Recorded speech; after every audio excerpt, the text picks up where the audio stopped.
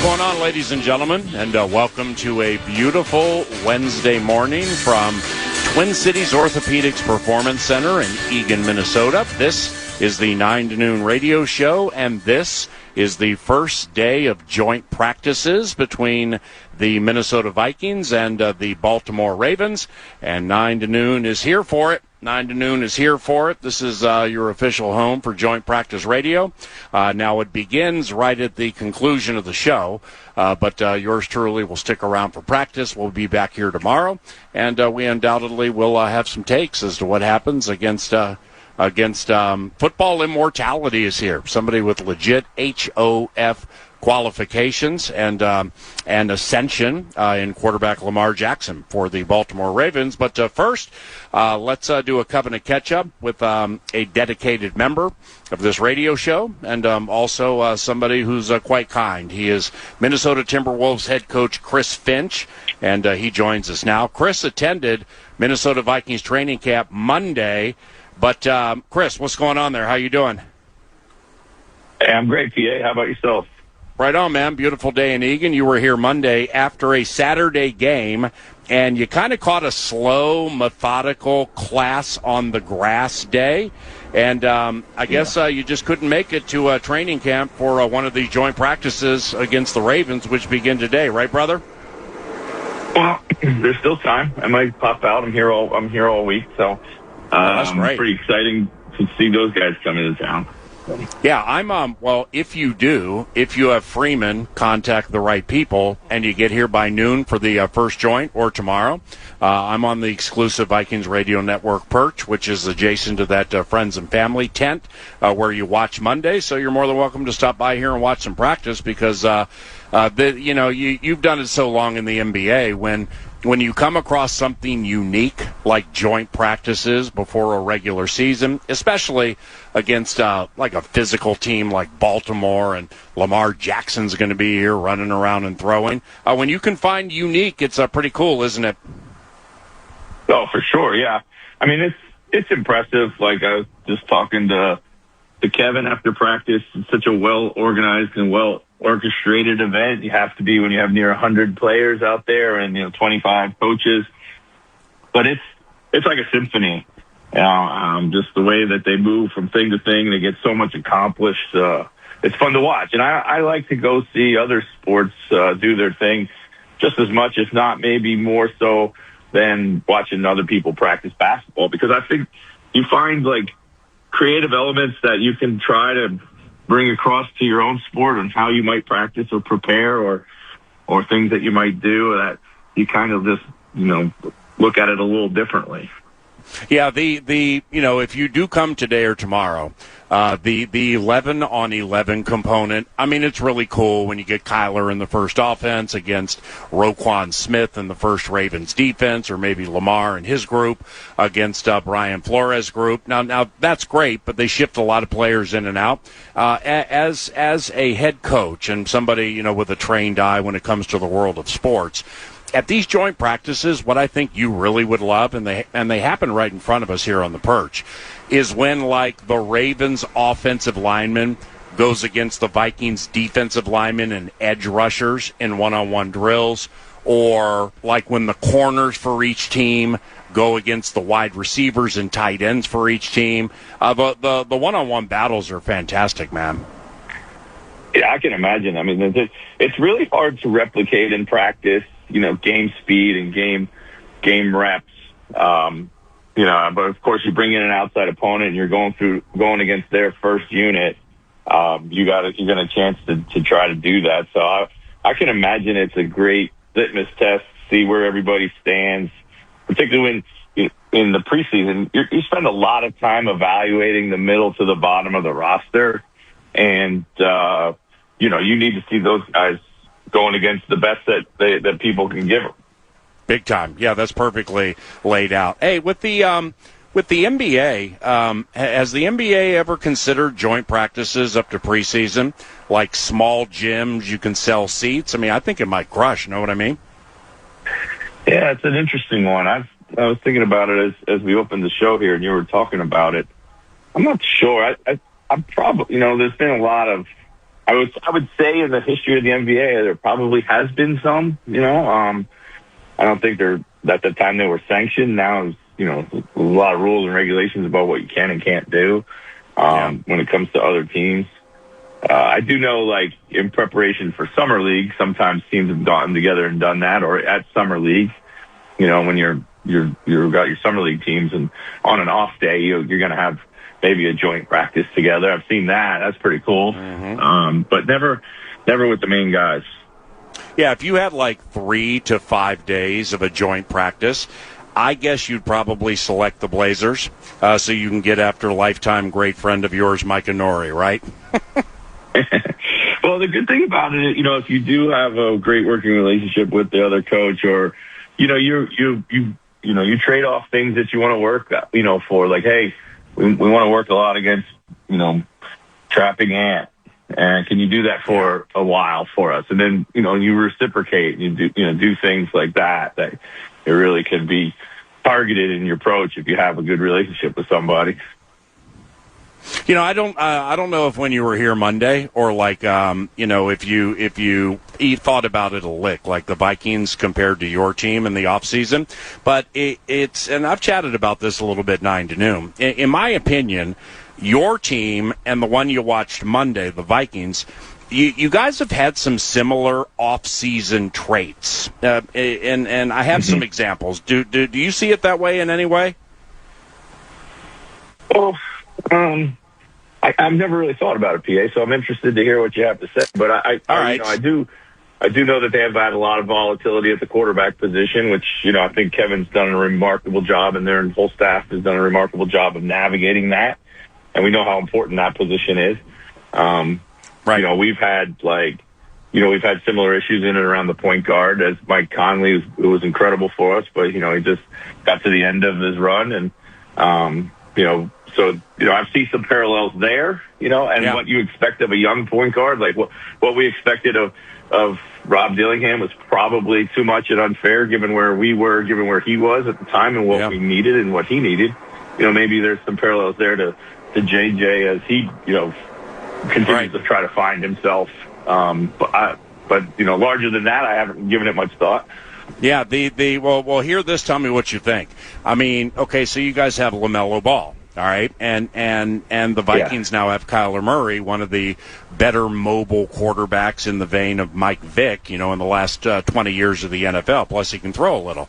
So if you're looking to pull coverage from Justin Jefferson, then you change and enhance your running game, which they have here, and you have a different quarterback who supposedly can get you out of trouble if something catches you off guard because he is so naturally gifted running. So, like, if you're looking to pull coverage off Anthony Edwards and see some different things with him, I mean, you got a point guard who breaks down people off the dribble as good as anybody in the NBA. So I kind of find that to be analogous. Yeah, I see that. That makes a ton of sense. It's all about how you change the geometry of the field or the floor, and you do that by putting out personnel more than you do scheme. Scheme. Right. They may not respect like a scheme or a set or a play, and they might continue to load up to your best talent. And I've heard you probably heard me say this a million times, PA. Like, the best. Like, it's about making your best players better. Like, what can you do to make your best players better? And then it's their job to make everyone else better. And by going out and bringing in LaMelo and going out and bringing in Kyler, like, these are moves that make Justin a better player. Give him a chance to be a better player because he can now win his battles in a fair matchup. Same with Anthony. Anthony's a phenomenal player, but it's too much to ask for him to be double teamed every single night and try to be his best self. Yeah. Yeah, and Coach, with Murray, it's Kyler Murray and LaMelo Ball.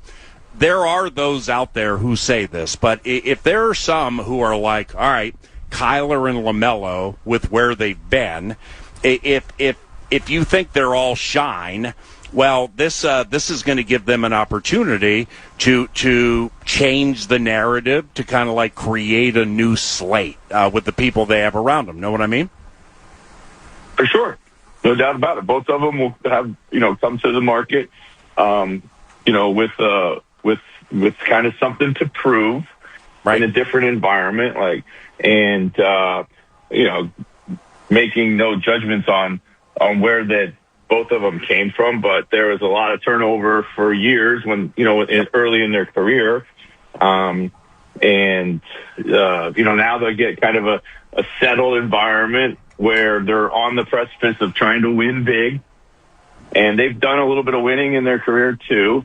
And so now it's like about seriousness of approach, and being in that mindset that, taking that next step where everything matters, and winning and trying to win it all. And because, both teams feel like, they got a chance to do something special. So yeah, and people around your league and around the NFL credit your staff and the Viking staff for being smart staffs. That you guys have very smart, innovative coaching staffs, and I'm certainly not casting an affront at Charlotte or Arizona, but what you guys do here ain't what they do there. So for Kyler and LaMelo, big opportunities with LaMelo Ball. Chris Finch, coach of the Wolves, starts 9 to noon.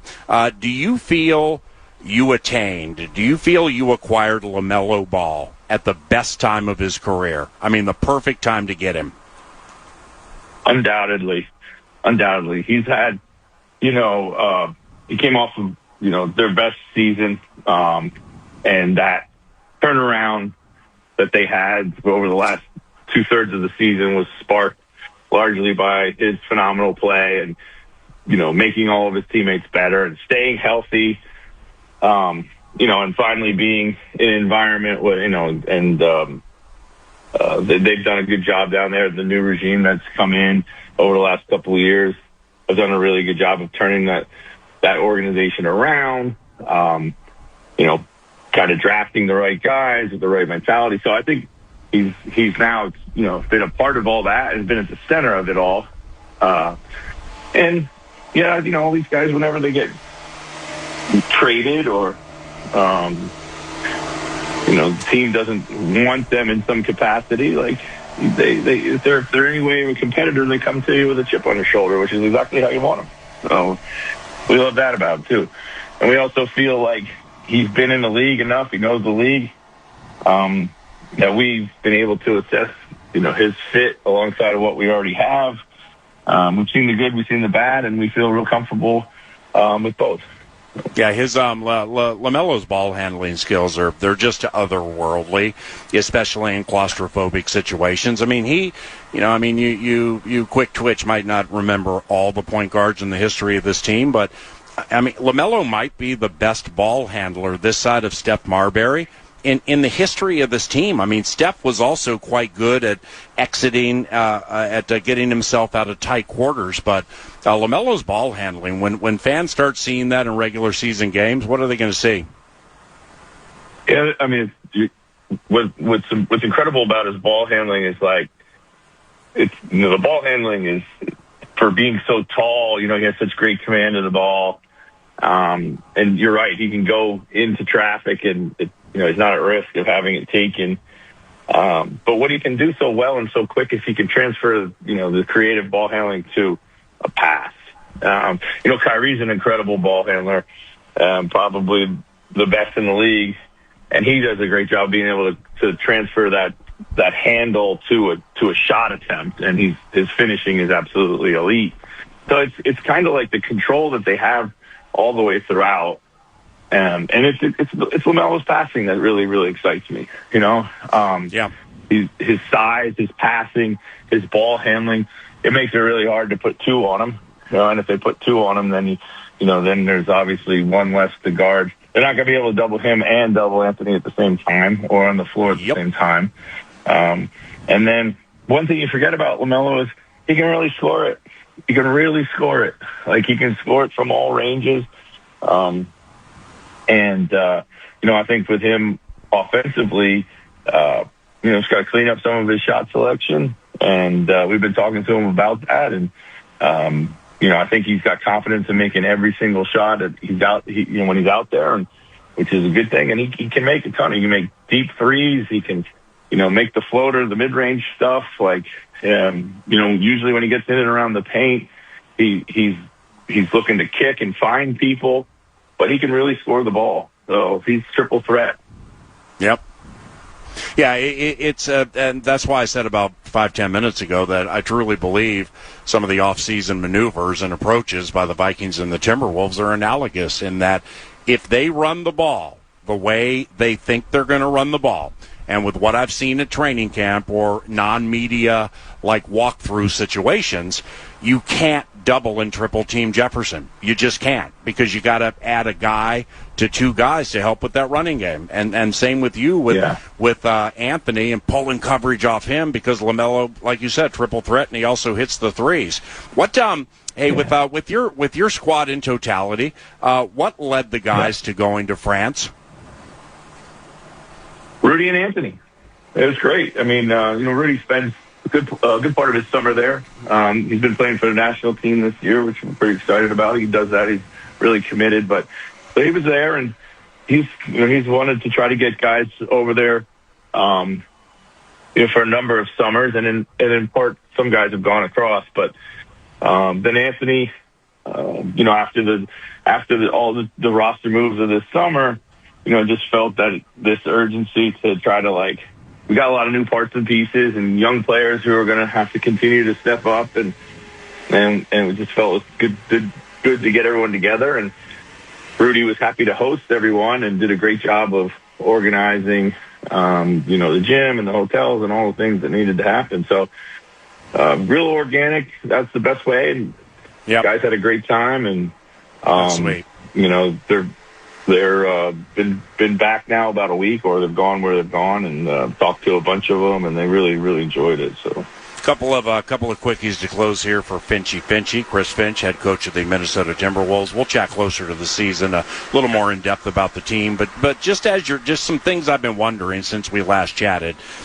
Baron J, is the Baron J next step more important earlier, like now, than maybe you thought, and how's he getting along? The Behringer next step is very important for us. I don't know if it's earlier. I think, when we drafted him, we had great hope. We could see the talent right away, and we knew at some point it would spring. And, when we played him last year, he helped us a lot. And it was just, now we had to create that pathway for him to play more consistently. And, and then we were able to do that this off season. So we're going to need him to step up. We're going to need him to find consistency. We know he's going to be young. He's going to make young mistakes. The biggest thing he's got to do is got to figure out how to continue to play as hard as he does. And, he pursues everything, but yet kind of regulate, his activity where he stays out of foul trouble, right? Like, don't be over aggressive, or don't try to, play hero basketball every single time defensively. We love that about him. He's fearless, but, it can lead to a lot of fouls or maybe some tough falls and injury. So got to be careful with that. That's the biggest thing for him that we're going to need. Yeah, and lastly, the Isaiah Evans. I mean, when you guys drafted him, and we haven't chatted, in quite some time, the rookie from Duke, it's very, very intriguing, specifically with the addition of LaMelo Ball. And I know you got other players, that he may have to jump, but he's so intriguing because he can shoot, and he's not afraid. And then you get to the importance of what I'm perceiving. I'm casting my gaze. The importance of off-ball shooters like this guy, with LaMelo and Anthony being a lead off the dribble. I mean, how intriguing is this Isaiah Evans? We are very intrigued and fortunate that he fell to us. Mm-hmm. And right now, like with NIL and so many things, like acting on the draft, it's kind of crazy how the draft goes after, I'd say, the 20th pick. Got guys going back to school. You got guys. It just becomes kind of much more volatile than it used to be for whatever reason. And we're real lucky. Like we got first-round talent in the second round, and the shooting is real. It'll only get better. The size is no one talks about the size. He's a legit 6'8". He's got tools to be a really good defender. I mean, he's going to have to kind of continue to lean into that a bit more. But he has a natural competitiveness, and I got a report card out of Paris by a couple of the guys who said, "Hey, the Rook's really good, coach. He just needs coaching." And I'm like, "Good. That's exactly what we want to hear." Right. He's really confident, and again has a chip on his shoulder because he didn't feel like he should have fallen in the draft, but sometimes that happens, and it's a great motivation. So we're gonna definitely take a bit of a longer runway with him. We're not gonna rush anything, but he's going to have every opportunity to earn his chances through training camp. We know that. Coach Finch's inclusion 9 to noon each and every time, courtesy of Second Harvest Heartland and twoharvest.org. Chris is on the board. Help if you are so inclined. Second Harvest Heartland and twoharvest.org. Is the roster about set, or is there something you're looking at up to the season? Well, right now it's mostly set. Right now we got, we got one spot open as we enter training camp right now. We're going to look at a few guys, to try to earn that spot, earn that contract. We're always kind of talking, and, this is the time of year where people are kind of doing a lot of internal evaluations, and, after the transactional periods of the draft and free agency, they might be looking to rebalance their books a little bit. So there's opportunities to get people. There's a couple of free agents that are still out there of interest. So we might see what how it shakes out after some of these guys do sign. Some of the restricted guys are still out there. So we've got our finger on the pulse of all of it. But we feel really good where we're at, regardless of whether we add something or not. Those Vikings you saw on Monday, more wins than why this season? The Minnesota Vikings or the Philadelphia Eagles? I'm going Vikings. Just like a true Philly fan. Down on your squad with minimal reason until they start playing games. All right, my man. Thanks for the Covenant catch-up. Enjoy the rest of your off time, and we'll chat closer to the season. All right, Chris? All right. Appreciate you. Thanks, P.S. Take care. Yep. See you, bud. Chris Finch, coach of the Minnesota Timberwolves, courtesy of Second Harvest Heartland and twoharvest.org. That's part of the TimberTech What's on Deck set list. Practice with the Vikings and the Ravens at noon. About 10:45, new Minnesota Vikings tight ends coach Ryan Cordell will be with us. Plenty to chat about with him, but there's an A topic here. Is he still the ruler of the reversal? Is he still the ruler of the reversal? And we'll pay that off at about 10:45. Also, doing Covenant catch-ups with our Colorado friends today. Ryan Harris, he'll come up within the next half hour. Cretin-Derham Hall, Super Bowl winner with the Broncos. And Rochi, the Vox of all Voxes ever to Vox. He's back at U.S. Bank Stadium this Saturday for the Vikings and the Baltimore Ravens. Number 20, Charles Demings. Vox of all Voxes ever to Vox joins at about 11 o'clock. Nordo's producing on site, and I'm Paul Allen. Devin Ward guides the Great Ship Love Covenant from FM 100.3 KFAN. So who exactly are these Baltimore Ravens we're going to see today? We pay that off around the corner at FM 100.3 KFAN. Welcome to Joint Practice Radio. Welcome to 9 to noon. You're listening to PA, live from training camp on The Fan, presented by the Minnesota Sports.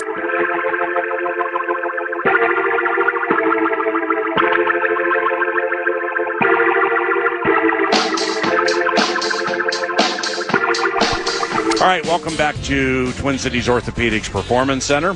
The Baltimore Ravens and Minnesota Vikings with joint practices beginning at about noon. The players will start trickling out to the field about 11:15. That's going to be super sweet. I purposely did not put a lot of time or really any into the Ravens yesterday because Nordo's going to lead us in who are the Baltimore Ravens? What I do know from afar is they have a new coach. They need their defense. This seems to be a yearly thing for the Ravens. They're going to need their defense to complement the high-scoring offense because it hasn't done it of late. I would imagine Lamar's looking to shed the can't win the right game. Yeah. Can't win the right game mantra or moniker if indeed people look at him like that. And Isaiah Likely is no longer with the Ravens, and we know that because we just saw him with the Giants, looking all fast and everything. So who are these Baltimore Ravens? Here comes the con. Yeah, we'll start with what is new, and we'll start at the top. It's Jesse Minter. And the connection here with the Ravens, because I think some people were thinking, Minter? What? Young? Inexperienced? Not really inexperienced. He was a defensive assistant with the Ravens 2017 to 2020. And then he went to college, and then just, kind of 6 degrees of separation with how this league works. We see it all the time. Yeah. Jesse Minter, new Ravens head coach, was the defensive coordinator with Michigan when J.J. McCarthy and company won a national title. Oh, wow. So there's that connection there. He was with the Chargers the last couple of years doing some D.C. work, of course, with Jim Harbaugh out there now. But that's the new head coach. So defensive bent, to be sure.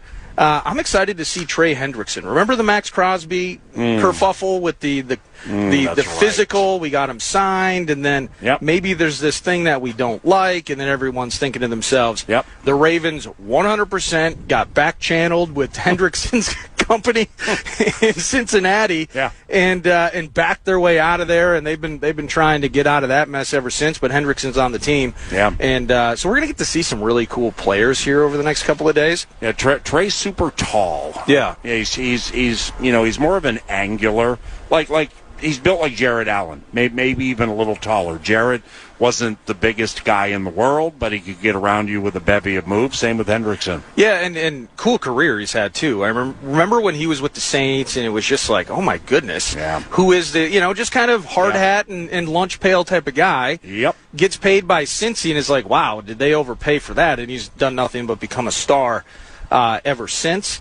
Calais Campbell's back. Familiar face. Wow. Ageless. He's, 38, 39? What is he, in like his 18th year or something? Something like that. Yeah, I think he went back to Zona, and then now he's back to the Ravens. So we're going to get to see that. One of the most well-respected overall from other teams and his teams. One of the most well-respected leaders in all of the NFL, Calais Campbell. Yeah, very, very well-liked and respected.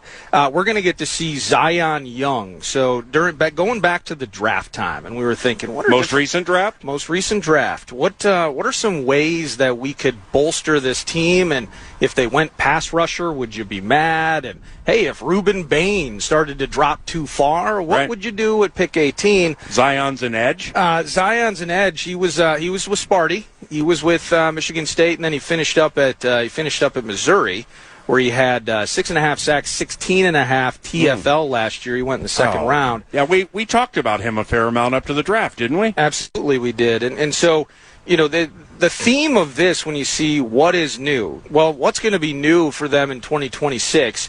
It's not just Trey Hendrickson. It's not just the young pass rusher out of Missouri. It's going to be, can we have Nnamdi Madubuike back in the mix for all the games again? He only played in 2 yesterday. Is he healthy? And he appears to be healthy. And the key with this, 30th ranked pass defense. Wow. Now, we are far removed from Matt Burke's version of the Ravens with the defensive prowess that they had, historic level defenders on that team. But still, when you think about the Ravens, you think about one way or another, they're going to make it tough on you. Everybody was throwing on them last year. And the lack of Madubuike in the mix, I think that corner, it's like their version of what we had with Trey Waynes, where it's a lot of speed, but we kind of got to clean up some things. I think his name's Nate Wiggins. He's on the PUP right now, so just getting defenders healthy is really the A topic for them. Yeah, they'd be in so many big games where they would score 28 to 32. Yeah. And they'd lose because they couldn't stop the pass in the biggest moments. Well, in some of those games, those battles they had, speaking of health, when Joe Burrow is healthy, what was that, like a 40, or maybe that was a Browning game. I think it was Burrow though. It was like 42-38 or something like that. Right. And half those points scored in the fourth quarter. Oh, man. Not unlike a game we had against the Ravens years ago. Yeah, Lamar can score the football, man. I mean, they could be down multiple scores with 4 minutes to go. If he gets the ball twice, he can get down the field twice fast. Yeah, he absolutely can. Kyle Van Noy's gone. Again, this is a story of a team, and now we have a longtime head coach that has moved on, enter Minter. Yep. But this team, everything fell off. Van Noy went from 12.5 or 13 sacks 2 years ago to just 2 last season, and he was largely healthy.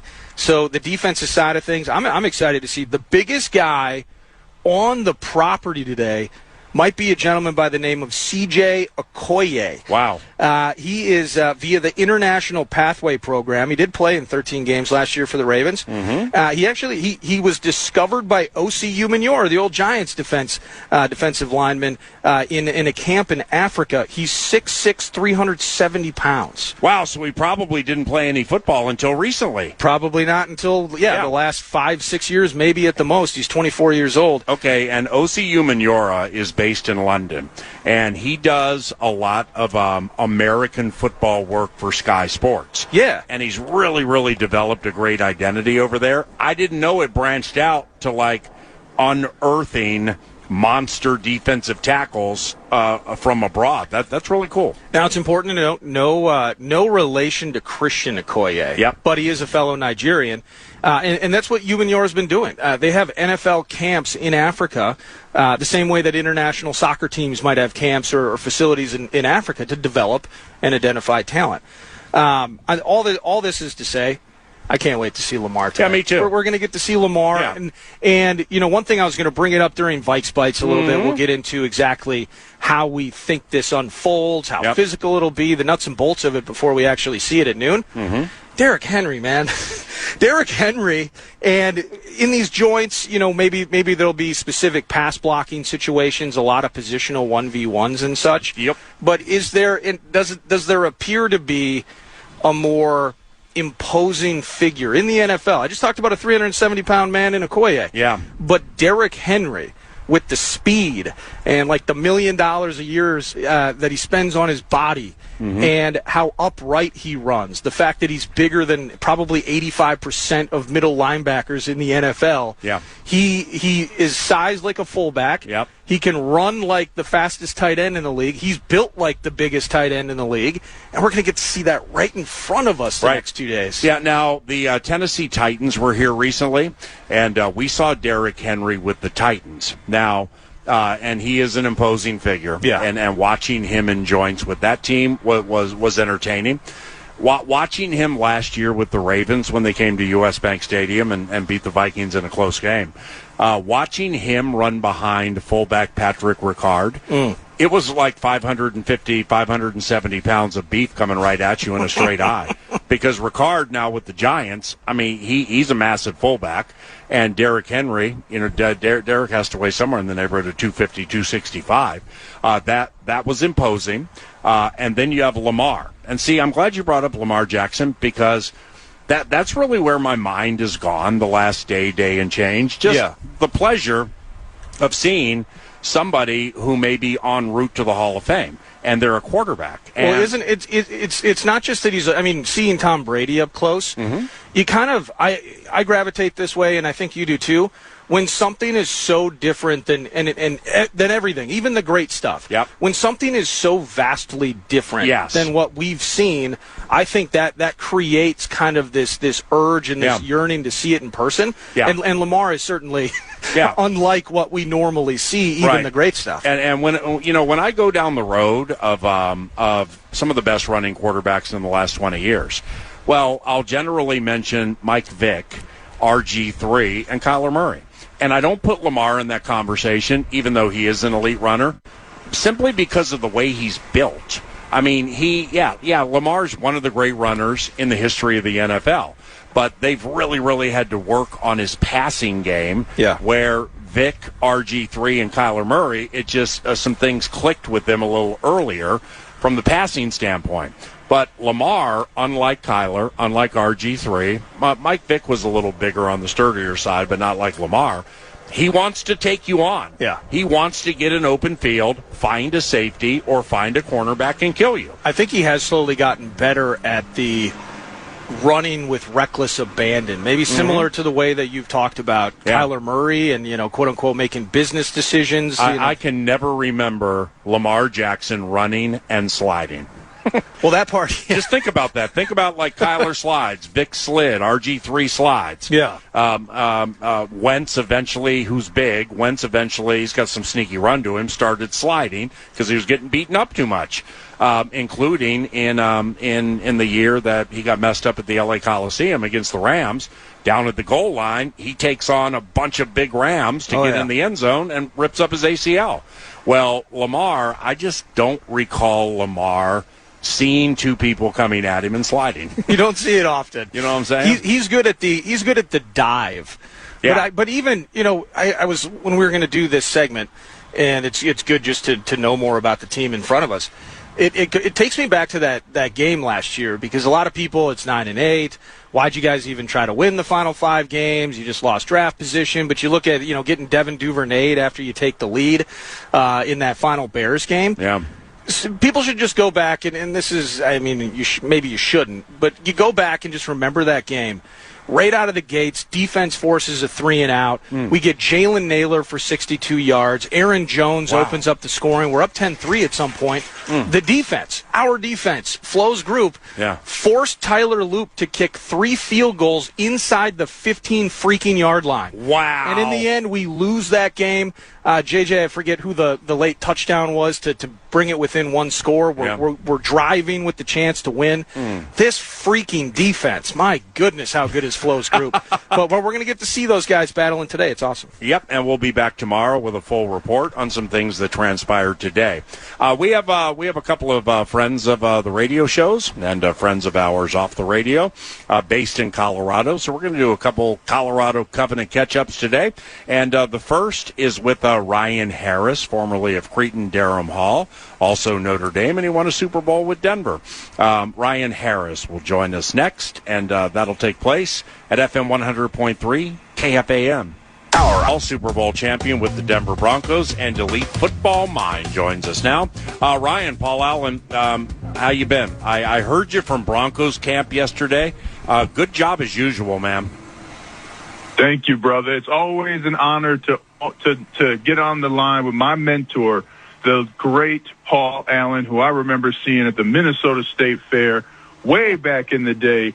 And it's amazing to me every time we get to chat, brother, that I get to talk to you, and I can add any value to your expertise.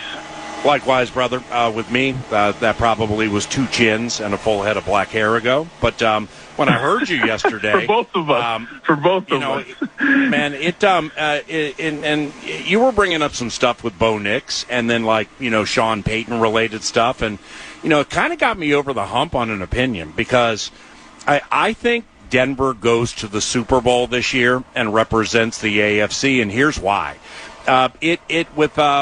With Sean Payton ceding play calling duties to Davis Webb so that he can perfect and fine tune the operation. He's going to be very good at that, and I hear it's already making a difference with Bo Nix. Do you see it that way? 100%. And here are a couple of ways it starts. Number one, Coach Payton now needs to figure out what to do with his hands during a game. Because if you remember, he had those big play sheets, which was in the 28-point font like many of our friends have on their iPhones.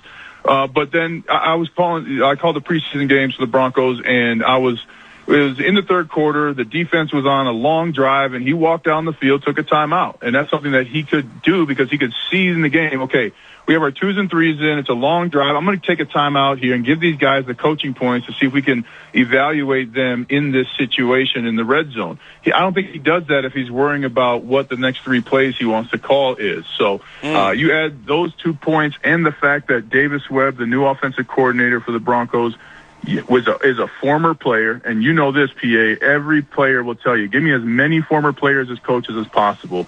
So Sean Payton's got more time to teach, more time to focus on the situations that matter most in not only big games but playoff games. And they got a quarterback who just got Jalen Waddle. And I'm telling you, I mean, 2 years ago, Bo Nix set the NFL record in the season with a 60-plus yard pass in the air. He did not have Jalen Waddle. So this team is going to be explosive offensively. They have a defense that's going to be the top in the NFL. And I'm with you. As long as the Bengals or the Bills don't rock the boat, I think the Broncos will be representing the AFC in the Super Bowl. Yeah, I think they're going to the Super Bowl representing the AFC, and that defense is deep. It's fast. They got superstars. I mean, you keep that thing healthy, and then now you got Peyton kind of as a CEO overseeing it, man. That was a key move for them. When do your Notre Dame analyst duties commence? Well, here's some breaking news for you, Paul Allen. I told Notre Dame this year, thank you, but no thank you. I have to move on to NFL and TV or college work on TV with the NFL path. And I have one last semester in law school. So I'll be taking the bar in February, right after the Super Bowl, and got about 6 games on Westwood 1, so looking forward to calling some primetime NFL games. But got to tell you, PA, it's fun to leave college. The game is not the same as the NFL, as everybody saw in the Vikings preseason game. Even the precision of the backups is a lot better than what you see in college some days. Yeah, it's like Jeremiah Love leaves, and you're like, all right, time to move on, finish this law degree and stuff like that. With Jeremiah Love and what you saw last year, like how good is he? I mean, let's put it this way. End of Jeremiah Love's first season with Arizona, he'll be a top running back in the league? Top 15, 10, 5? Top 3. He will be a top 3. You haven't seen a determination like this. I mean, it reminds me of, those of us who remember Emmitt Smith playing, it's not like Emmitt Smith ran the football. He was determined to get yards. And to paint you an example of what Jeremiah Love is capable of, in the Orange Bowl, from the 6-yard line, with a bad knee, he carried 5 defenders into the end zone. PA, it was such an amazing play. I bought art for the first time of another player because that tackle was so amazing. That touchdown run was so amazing. He cannot be denied. He knows how to make cuts. And at the end of the day, he was a big reason why Notre Dame had tremendous success. Now, look out for all you fantasy football owners out there, look out for Jadarian Price, the other running back who is at the Seahawks. That's going to be a guy that's going to get you a lot of points for your fantasy team. And, hey, what do you know, PA? Notre Dame guys who succeed in the NFL. What are you going to do? What are you going to do? What type of law are you looking to practice? So I've been doing I'm going to go into commercial law. So helping guys with contracts, helping guys set up, helping businesses buy and sell. But it also gives me the opportunity to help a lot of my former teammates. 80% of NFL players are bankrupt, divorced, chemically dependent, or all 3 2 years after they're done playing. And PA, in my experience, is about 90%. So I'm going to be able to help guys put together contracts, form businesses, but also help the business community out here in Denver and beyond.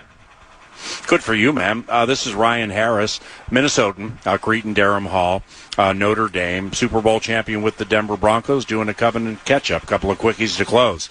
With this group here, Kyler and Kevin O'Connell, and Flores defense, and Darrisaw's like beating down the barn to get out there and hit people. What do you think of this squad here? I think they made the right choice in Kyler Murray. I was able to watch the game and review it, and Kyler Murray under center, give me more, please. In the way the Vikings ran the ball, not just that they were successful. I think it was, 4 runs and 3 passes that they called? Like, that's the kind of play calling that as a player you want to feel in the huddle in your preseason game. And you add to the fact that, to me, J.J. McCarthy just looks like he's pouting. Yeah, let's call it what it is. He is pouting out there. And it's something very different than I think you saw from Kyler Murray. So I think Vikings fans should be excited.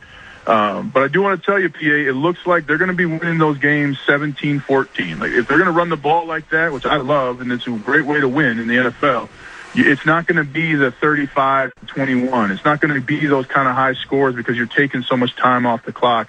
And I really hope the Vikings stick with it offensively, because defensively, you've got a team that can get you to the playoffs and deep in the playoffs. That hit by Jay was unreal. Jackson Dart. So you've got the pieces. You just got to call the plays the right way. Hey, when you played offensive line, when your back wasn't bugging you, I mean, at times you were one of the better in the game. Now, and I know the answer to this, but from an audience standpoint, I just want to hear you lay it out, Ryan. Why, to a man, does every offensive lineman prefer a run-first approach as opposed to like a pass-first approach? Well, running allows everyone to be aggressive. And I don't know how many times you've seen a receiver aggressive, but even on a run play, receivers are aggressive, right? They go after and they get the guy. It also tells the defense you're not afraid to hit. There are a lot of players in the NFL who do not want to hit. They want to make an easy tackle. They want to hit you when you're not looking, but they don't want to do the dirty work 20 to 30, 25 times a game. And then, oh, by the way, you can open up the passing game because now you're running the football, they drop a safety, and there's Justin Jefferson over the top. It's a touchdown. So it's a perfect way to play if-then football. That's the most successful way to play. If you bring up your Sam linebacker on the line of scrimmage, then we're going to audible the play to the left side, and we're going to gas you for a run. It's a commitment and a willingness that you don't get in the passing game. And, oh, by the way, in the passing game, those teams that pass 40 times a game, they usually don't change the snap count. So now you're risking your quarterback's health, you're risking your lineman's health, you're risking your receiver's production, which could be your roster health overall if your receiver's unhappy. So running the football, it satiates everybody's need for destruction and imposing your will on another, and it's something that forces all 11 players to play defense when you run the ball. Sweet answer. Last one. Quarterbacks in the NFC North, okay? Caleb Williams, Jordan Love, Jared Goff, Kyler Murray. If I give all those quarterbacks the exact same team and they all play in the exact same big game, okay? Which NFC North quarterback would you want and why? Williams, Love, Goff, or Murray? We're going to go with the Green Bay Packers quarterback because he is just, I think, one of the top quarterbacks in the entire NFL. I mean, they've been to the playoffs. They had a tough game against the Bears in the playoffs. I don't think they were ready for that Bears team in the playoffs, but it's something where if you're Jordan Love and if you're a football fan, you love watching Jordan Love play. He is never flustered. He's got an accurate arm. He doesn't have the weapons that Kyler Murray has. He doesn't have the weapons that Caleb Williams has. Jared Goff is not the quarterback that we've been waiting for him to be for 13 years, Paul Allen. Come on, man. So, to me, that's Jordan Love. But, I'm a Vikings fan at heart, so I'm going to say Kyler Murray after that. Well, you already said Jordan Love because you think he's Jeremiah Love who just can throw. So we understand where you're coming from. All right, let's stay in touch. Best of luck with concluding your lawyering studies and the bar and stuff like that. And may God bless you and your family. And I look forward to seeing you in the near future. Okay. Look forward to seeing you, legend. Thank you. Peace. Thanks, brother. Ryan Harris, Minnesotan, Cretin-Derham Hall, Super Bowl winner with the Denver Broncos. Into the second hour, Joint Practice Radio, officially courtesy of FM 100.3 KFAN, has Vikes Bites around the corner from TCOPC in Eagan on the Fan. You're listening to PA, live from training camp on the Fan.